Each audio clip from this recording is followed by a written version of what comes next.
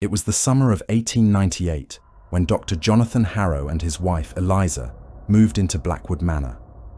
Situated on the outskirts of the small village of Dunwich, the manor was a grand Victorian estate with gabled roofs, tall windows, and intricate woodwork. The house had been abandoned for decades, rumored to be cursed, but Dr. Harrow, a man of science, dismissed such superstitions. He was drawn to the manor's isolation and the opportunity to conduct his research in peace. The first few weeks in Blackwood Manor were uneventful. Eliza busied herself with restoring the garden to its former glory, while Jonathan spent long hours in the library, poring over ancient tomes and scribbling notes for his experiments. The couple enjoyed the tranquility of their new home, but it wasn't long before the atmosphere began to change. One evening, as the sun dipped below the horizon, Eliza heard faint whispers coming from the walls. She paused her gardening, listening intently, but the whispers ceased. She brushed it off as the wind or her imagination and returned to her work. That night, however, the whispers returned. This time, they were louder, more insistent. Eliza shook Jonathan awake. "Do you hear that?" she whispered, her voice trembling. Jonathan strained his ears, but heard nothing. "It's just the old house settling," he reassured her. "Go back to sleep." But sleep did not come easily.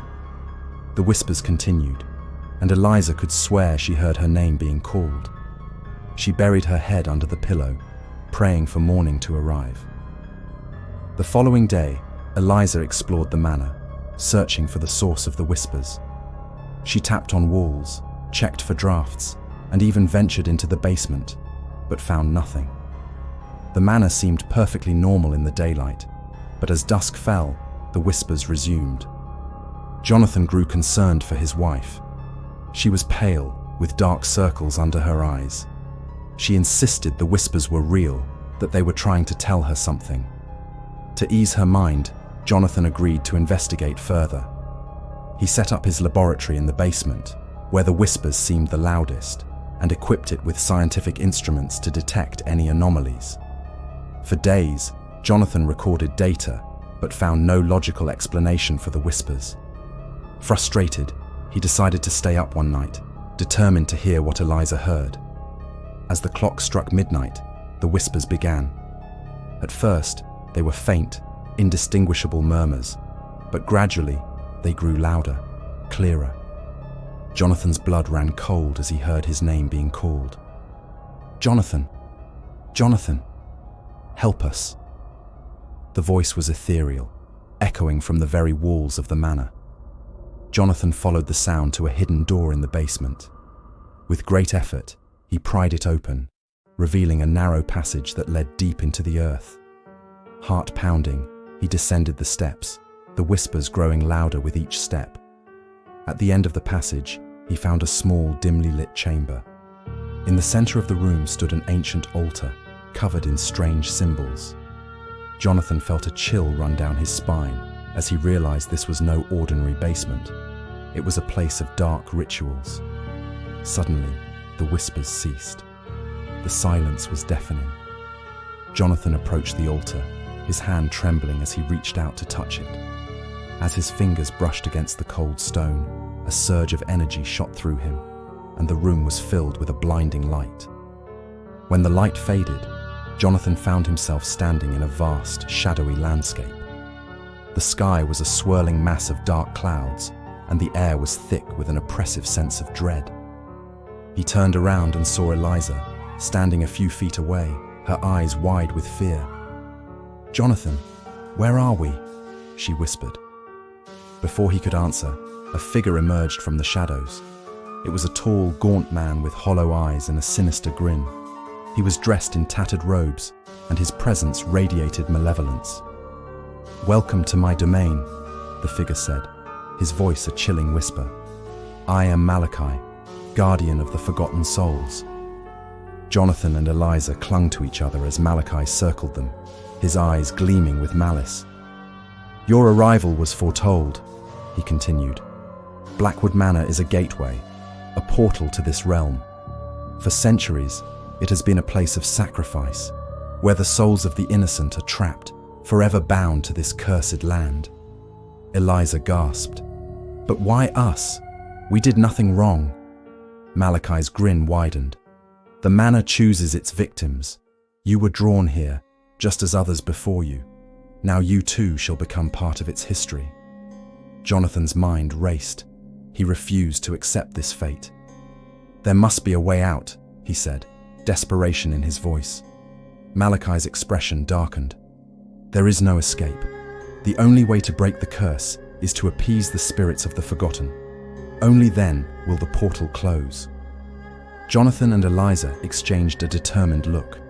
They would not go down without a fight. We will find a way, Jonathan vowed. Malachi's laughter echoed through the landscape. You are welcome to try, but know this: the spirits are vengeful. They crave retribution for their suffering.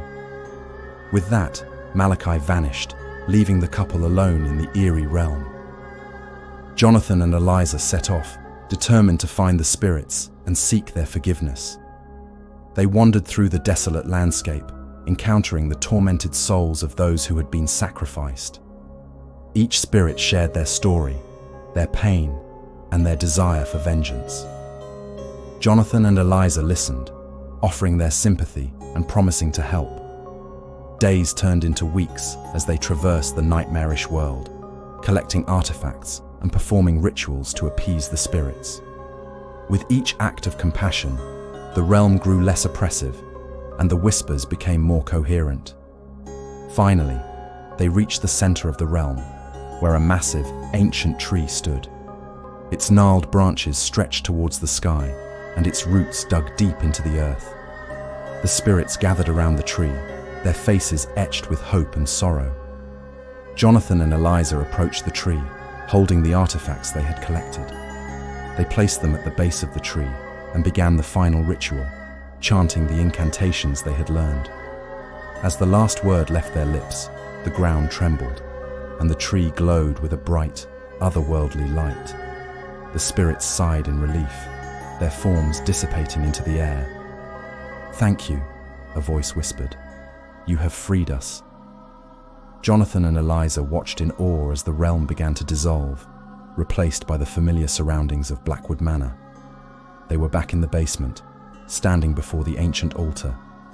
The hidden door slammed shut, sealing the passage forever. The whispers were gone, replaced by a profound silence. Jonathan and Eliza held each other, their ordeal finally over. Blackwood Manor remained standing, but its dark legacy had ended. The couple decided to leave Dunwich, seeking a new life far from the haunted estate. They never spoke of their experience, but the memory of the whispers in the walls would stay with them forever. Years later, the manor was abandoned once more, left to decay and be forgotten. But those who dared to venture near its crumbling walls claimed to hear faint whispers in the wind, a reminder of the souls who had once been trapped and the couple who had freed them. The legend of Blackwood Manor lived on, a cautionary tale of curiosity, bravery, and the enduring power of the human spirit.